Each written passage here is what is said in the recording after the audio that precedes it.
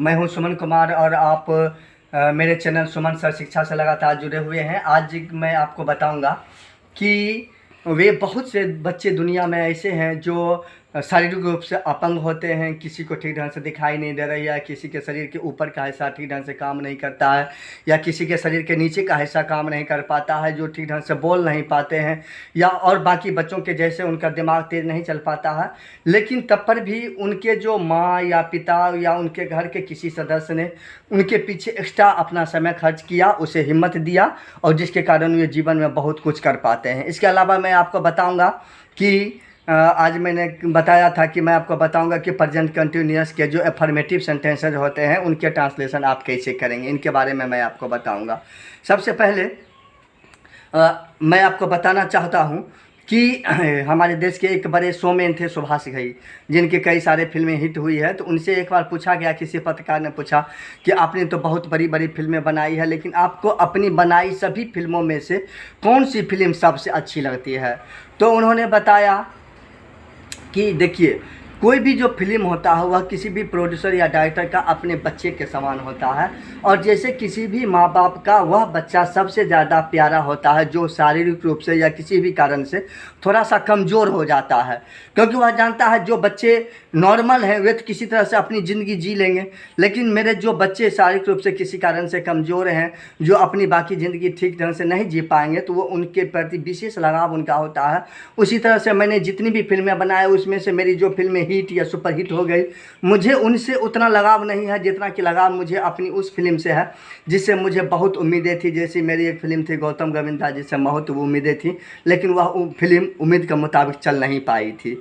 उसी तरह से मुझे भी बहुत सारे ऐसे दुनिया में बच्चे हैं, लेकिन मैं सलाम करता हूं उन माओं को सबसे पहले जिन माओं के बच्चे किसी कारण से शारीरिक रूप से अपंग थे, चाहे वह ठीक ढंग से दिखाई नहीं पड़ता था, या ठीक ढंग से बोल नहीं पाते थे, या ठीक ढंग से चल फिर नहीं पाते थे, लेकिन उनकी माएँ उनके पीठ के पीछे ढाल के रूप में खड़ी रही, और उन्होंने अपने बच्चे को कभी इस बात का एहसास नहीं होने दिया कि तुम बेकार हो, या गए गुजरे हो, या तुम मुझ पर बोझ बन गए हो, या तुम क्या कि तुम्हारे कारण मेरा जीवन नरक बन गया है।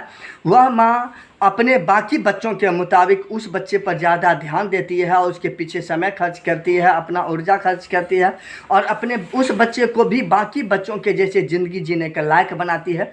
और दुनिया में ऐसी बहुत सारी कहानियाँ हैं जब किसी बच्चे को उसकी माँ ने शारीरिक अपंगता के बावजूद अच्छा डॉक्टर बनाया है, या अच्छा इंजीनियर बनाया है, या उसे भी अच्छा टीचर या प्रोफेसर जैसे पद पर अंधे लोग भी नियुक्त हुए हैं, या लंगड़े लोग भी नियुक्त हुए हैं।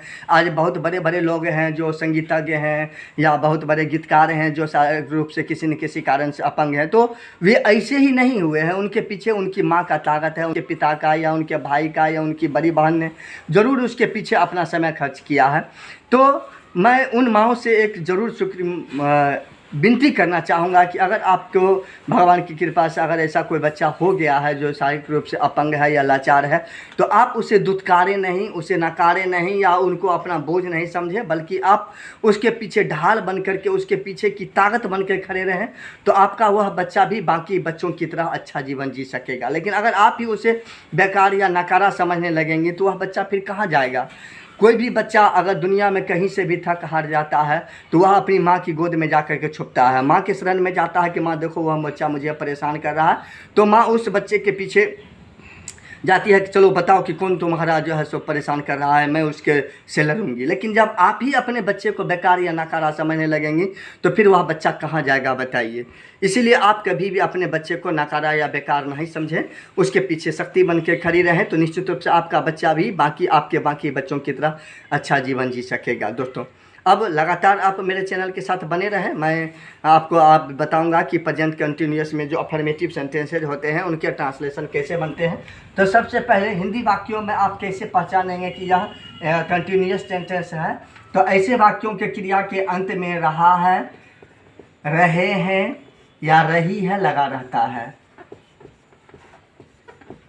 अगर किसी भी हिंदी वाक्य के क्रिया के अंत में इस तरह की बातें लगे रहे तो आप समझ जाना कि यह प्रेजेंट कंटिन्यूअस में है। और अगर प्रेजेंट कंटिन्यूअस में है तो प्रेजेंट कंटिन्यूअस में अगर हमारा सब्जेक्ट तो आपका आई है, या फिर ही है, सी है, सी है, इट है, या कोई एक नाम रहे तो उसके साथ आप इज का प्रयोग करेंगे और वर्ब में आपको आईएनजी लगाना है।